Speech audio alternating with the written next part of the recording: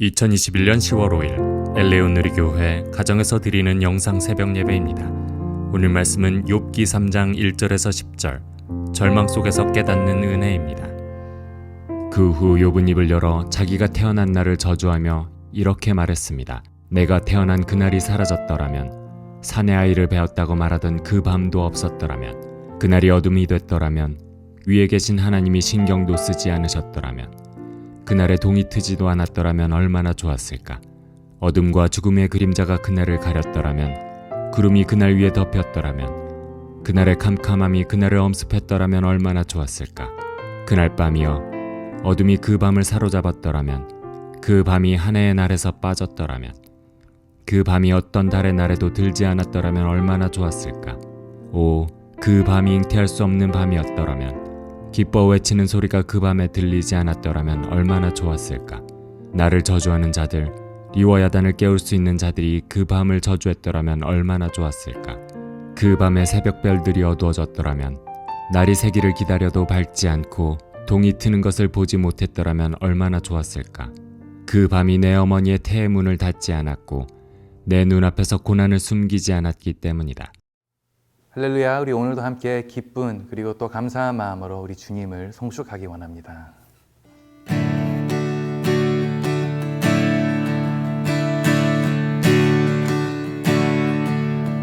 내 평생 사는 동안 주 찬양하리. 여호와 하나님 주를 찬양하리. 주님을 묵상하리. 즐겁도다 내 영혼 주 안에서 참 기쁘리. 내 영혼아 주님을 송축하라. 내 영혼아 주님을 찬양하라. 내 영혼아 주님을 송축하라.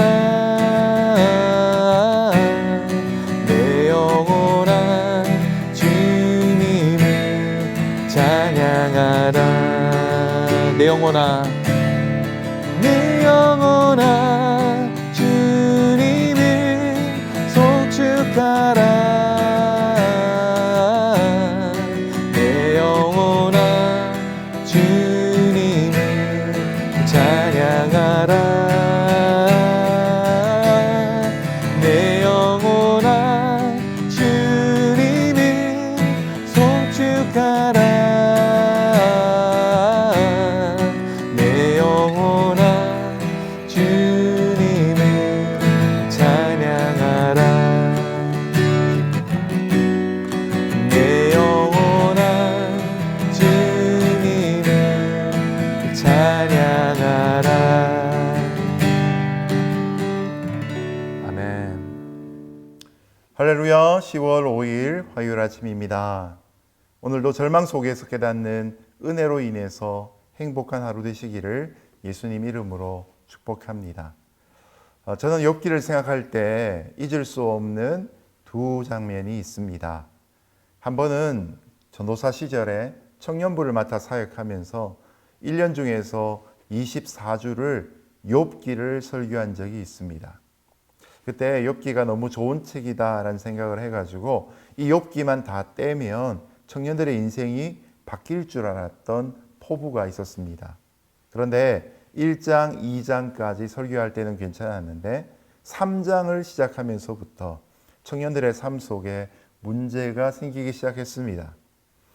성경을 강해하다 보면 그 공동체가 그 말씀의 흐름을 따라서 함께 가는 일을 경험합니다. 그처럼 욥기를 계속 설교하다 보니까 공동체 전체에 먹구름이 끼이고 욥의 세 친구가 하는 말을 따라서 갈등과 분쟁도 생기고 실족하는 일들이 막 생기게 된 것입니다. 또 한 번의 경험은 2003년 생명의 삶 편집장이 되었을 때였습니다. 그때 처음 책을 만들기 시작하는, 제가 그 책을 만드는 게 들어갔던 그 시기가 바로 욥기가 묵상하기로 예정된 달이었습니다. 에베소서까지는 너무 좋았는데 욥기에 대한 편집을 하면서부터 편집부원 한 사람 한 사람씩 시험이 들기 시작합니다. 욥기를 써주던, 설명을 써주시던 필자마저도 글을 못 쓰겠다고 포기하는 일이 생기기 시작하고, 조금 더 가니까 독자들이 언제 욥기 끝나냐고, 욥기가 있는 한 생명의 삶 정기 구독을 끊어버리겠다고 하는 전화까지 빗발치기 시작했습니다. 그런데 두 가지 사건의 공통적인 결과가 있었습니다. 초중반으로 갈 때에는 너무 힘들어하는 사람들이 이제 중후반으로 가면서부터 회복을 경험했다는 사실입니다. 중도에 포기하면 몰랐을 그 회복의 경험이 이제 중반 이후부터 나타나기 시작하는데, 그때부터는 호주에서부터 서울까지 전화가 와서 어떤 사모님이 욥기 말씀 때문에 우리 교회가 분쟁을 이겨내었습니다 라고 그렇게 소식을 전해오기도 하고, 욥기가 끝날 때쯤에 그 당시에 유명했던 이 LA에서의 호원당이란 떡집에 떡을 누군가 서울로 연락을 해가지고 떡을 배달시켜주는 그런 일도 있었습니다. 제가 욥기 3장에 관한 말씀을 시작하면서 이 예들을 미리 설명드린 이유가 무엇인지 아시겠죠? 여러분, 욥기는 끝까지 가셔야 합니다. 중도에 포기하지 않고 끝까지 가시면 처음에는 우리의 삶의 무너진 부분들을 자꾸 발견하게 만들다가 나중에는 그 무너진 현실 속에서 어떻게 하나님을 붙잡을까를 보여주게 된다는 것이죠.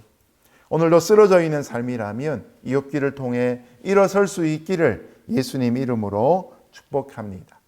자, 많은 사람들이 욥기를 어떻게 이해하는가 들어보면, 의인이었던 욥이 사단의 시험으로 고난을 받지만 이를 잘 감당할 때 하나님이 이전보다 더 크게 축복하신다라고 압축해서 말합니다. 그런데 이것은 앞부분이었던 1장과 2장 그리고 42장을 직접 연결시켜 버리고 오늘부터 시작되는 3장부터 41장을 빼버리는 결과를 가져오게 됩니다. 여러분, 좀 전에 말씀드린 것처럼 욥기는 관통해야 진짜 의미가 있습니다. 오늘부터 시작되는 이 3장에서의 내용은 그 형태가 현란하기도 하고 내용이 반복되기도 합니다. 그래서 골치 아파서 떼버리고자 하는 유혹들이 사람들에게 있습니다. 아니면 내용을 그냥 압축해서 요점 정리해버리고 싶은 그런 생각도 있습니다. 근데 여러분, 오히려 욥기 3장부터 41장까지의 말씀을 통과하면서 우리는 인생에 대해서 더욱더 치밀하게 고민하게 될 것이고, 불꽃 튀는 논리적인 싸움을 통해서 우리 인생의 본질을 볼 수 있을 것입니다. 저와 여러분의 신앙이 그렇게 진리로 인생의 고난 속에서도 빛을 발하는 복음의 일꾼으로 쓰임받을 수 있기를 예수님 이름으로 축복합니다. 그 후 욥은 입을 열어 자기가 태어난 날을 저주하며 이렇게 말했습니다. 욥이 고난을 겪은 지 일주일이 지났습니다. 고난이 찾아와서 욥의 아내가 폭언을 할 때까지 그 일이 이루어지고 그 다음 일주일 만에 욥은 더 이상 고통을 견디지 못하고 드디어 입을 열어서 자신의 태어난 생일을 저주합니다. 여러분, 태어난 날이 없어지면 우리의 나머지의 생도 마찬가지로 없어지게 됩니다. 그런데 여기에 태어난 날이라는 표현은 출생의 순간만을 의미하는 것이 아니라 욥의 삶, 욥의 생애 전체를 의미하고 있습니다. 생일을 저주한 욥은 결국 자기의 생애 전체를 저주하고 있다는 것이죠. 자녀를 10명이나 낳고 이제 인생의 모든 성취를 맛보고 넉넉히 누리고 있던 욥으로서는 회복할 수 없는 고난 앞에서 자기 생 전체를 저주받은 것으로 인식하고 이 때문에 생일을 저주하고 있는 것이죠. 고난의 상황 속에 우리는 늘 이런 욥의 모습을 반복할 수밖에 없는 것을 깨닫게 됩니다. 그런데 여러분, 이런 인생을 하나님이 그냥 버려두실까요? 그렇지 않을 것입니다.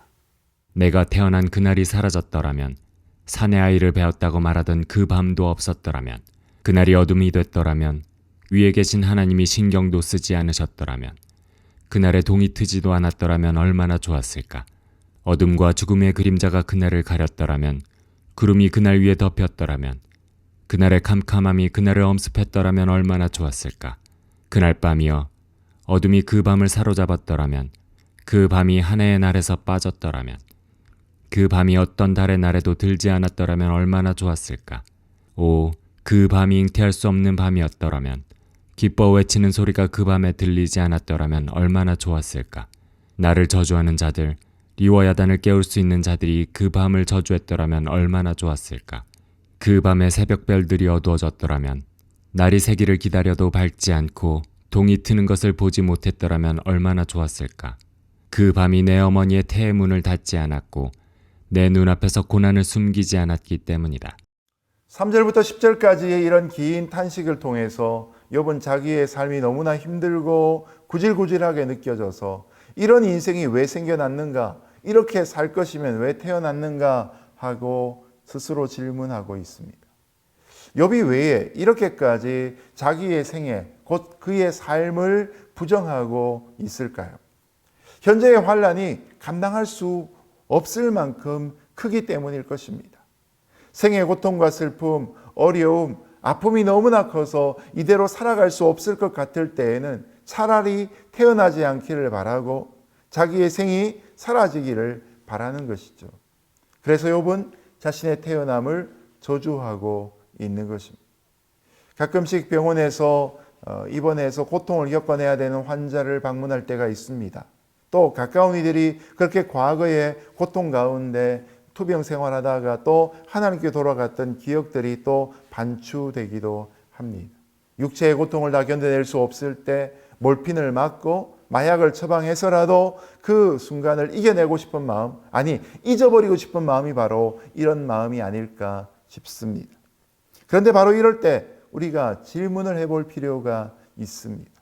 이렇게 자신의 출생을 저주하고 있는 욥은 일주일 전에도 이런 말을 했을까요? 하나님이 허락하셔서 사단이 고난을 종합 선물 세트처럼 들고 오기 전에도 욥이 이런 생각을 과연 했을까 하는 것입니다. 이 고통이 다 등장하기 전에 욥은 자신의 삶에 만족하고 있었습니다. 어쩌면 욥은 자식들을 모아놓고 삶은 축복이야, 우리에게 이런 귀한 삶을 허락하신 하나님께 감사하자, 그리고 흠없이 살자, 너희가 혹시 죄를 범하였는지 모르니 함께 번제를 드리자꾸나 라고 말을 했던 것입니다.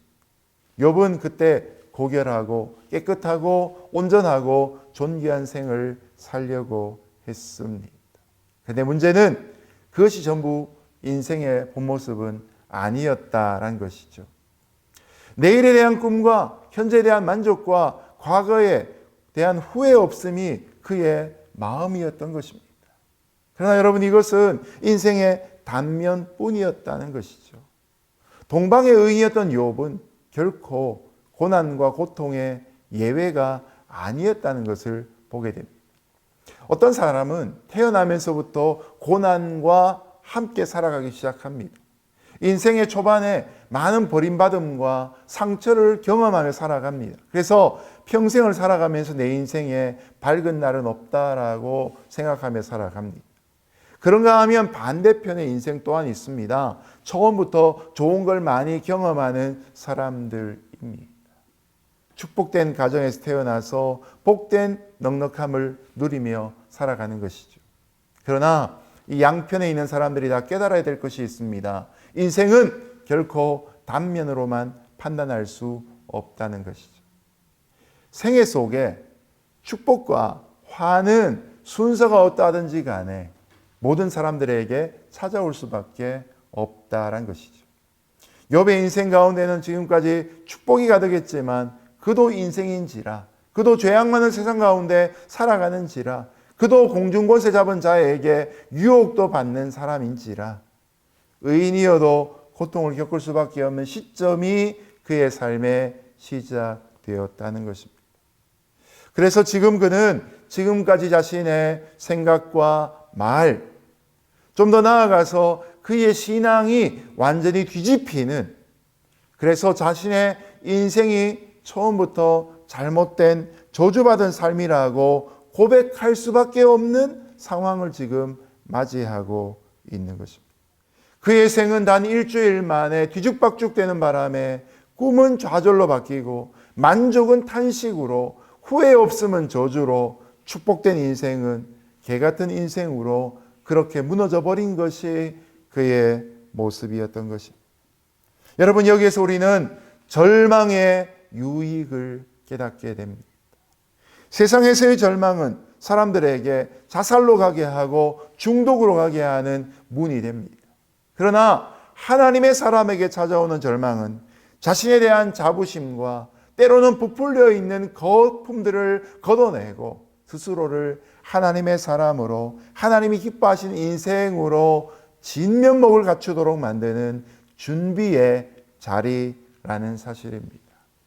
우리가 받은 축복으로만 하나님을 찬양하는 것이 아니라 받은 고난 속에서도 하나님을 찬양하는 정금 같은 인생이 될 수 있도록 만드시기 위해 하나님은 지금 고난도 우리에게 허락하고 계신 것입니다. 이전에 자신이 원하고 그리던 삶의 방향이 접혀질지라도 하나님이 보여주시는 방향으로 전환하는 자리가 바로 절망의 순간인 것입니다.